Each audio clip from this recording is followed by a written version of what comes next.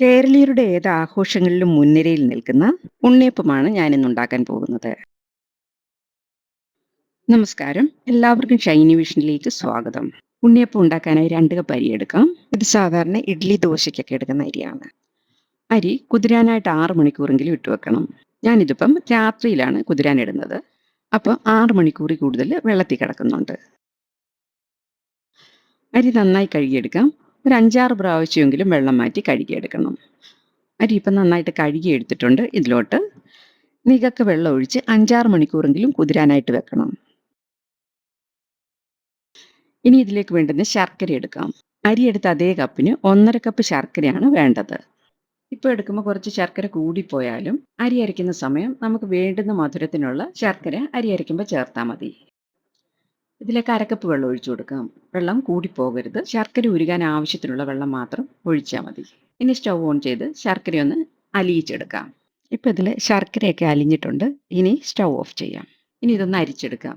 ചില ശർക്കരയിലൊന്നും ഒട്ടും അഴുക്കൊന്നും കാണത്തില്ല. എന്നാലും നമ്മളൊന്ന് അരിക്കുന്നത് നല്ലതാണ്. ഇനി ഈ ശർക്കരയുടെ ചൂടാറുന്നത് വരെ വെയിറ്റ് ചെയ്യാം.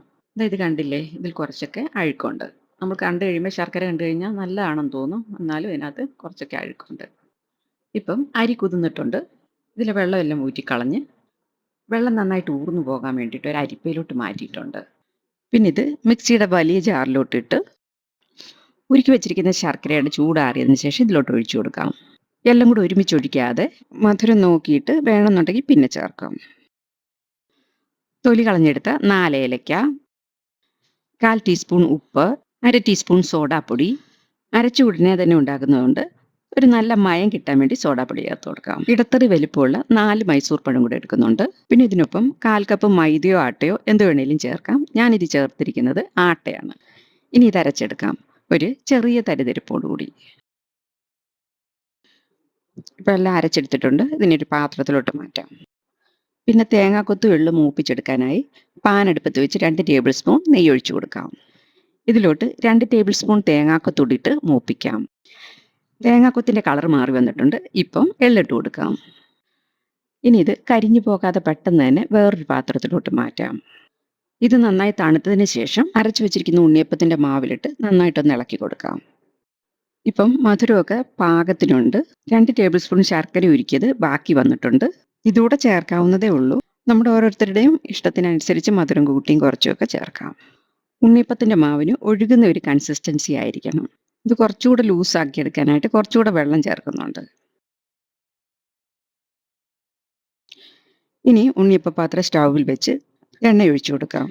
ഞാനിപ്പം വെളിച്ചെണ്ണയിലാണ് ഉണ്ടാക്കുന്നത്. നമ്മുടെ ട്രഡീഷണൽ സ്നാക്സൊക്കെ വെളിച്ചെണ്ണയിൽ ഉണ്ടാക്കുമ്പോൾ അതിനൊരു പ്രത്യേക ടേസ്റ്റാണ്. ഉണ്ണിയപ്പത്തിൻ്റെ മാവ് എണ്ണയിൽ ഒഴിക്കാനുള്ള സൗകര്യത്തിന് ഇങ്ങനെ ഒരു ഗ്ലാസ്സിലോട്ട് മാറ്റിയിട്ടുണ്ട്. നന്നായി ചൂടായി കിടക്കുന്ന എണ്ണയിലോട്ട് വേണം ഈ മാവ് ഒഴിച്ചു കൊടുക്കാൻ. മാവ് ഒഴിക്കുമ്പോൾ ഈ കുഴിയുടെ 1/4 മാത്രം ഒഴിച്ചു കൊടുത്താൽ മതി. ലോ ടു മീഡിയം ഫ്ലെയിമിൽ വെച്ച് വേണം ചെയ്തെടുക്കാൻ. വെളിച്ചെണ്ണയ്ക്ക് പകരം നെയ്യ് ഉപയോഗിക്കാം, അല്ലെങ്കിൽ വെളിച്ചെണ്ണയും നെയ്യും രണ്ടും കൂടെ ചേർത്ത് ഉപയോഗിക്കാം. എങ്ങനെ വേണേലും നമ്മുടെ ഇഷ്ടം പോലെ ചെയ്യാം. ഇനി ഇതൊന്ന് മറിച്ചിട്ട് കൊടുക്കാം. ചൂട് കൂടിക്കഴിഞ്ഞാൽ പുറം മൂക്കുകയും അകം വേകാതിരിക്കുകയും ചെയ്യും. എന്ന് പറഞ്ഞ് ലോ ഫ്ലെയിമിൽ മാത്രം ഇട്ട് ഉണ്ടാക്കി കഴിഞ്ഞാൽ ഇത് ഹാർഡായി പോകും. ഇടയ്ക്കിടയ്ക്ക് മീഡിയം ഫ്ലെയിമിലോട്ടുകൂടെ ആക്കി ഉണ്ടാക്കിയാൽ ഉണ്ണിയപ്പം എണ്ണ കുടിക്കാതെ നല്ല സോഫ്റ്റ് ആയിട്ട് വരും. ഇതുപോലൊരു കളറായി വരുമ്പോൾ എണ്ണയിൽ നിന്ന് കോരിയെടുക്കാം. ഇങ്ങനെ ബാക്കിയുള്ളതൂടെ ഉണ്ടാക്കാം. ഇത്രയും മാവ് വെച്ച് നല്ല സോഫ്റ്റായ 45 ഉണ്ണിയപ്പമാണ് നമ്മൾ ഉണ്ടാക്കിയെടുത്തത്. നിങ്ങൾക്ക് എൻ്റെ വീഡിയോ ഇഷ്ടമായാൽ ലൈക്കും ഷെയറും സബ്സ്ക്രൈബും ചെയ്യാൻ മറക്കരുതേ.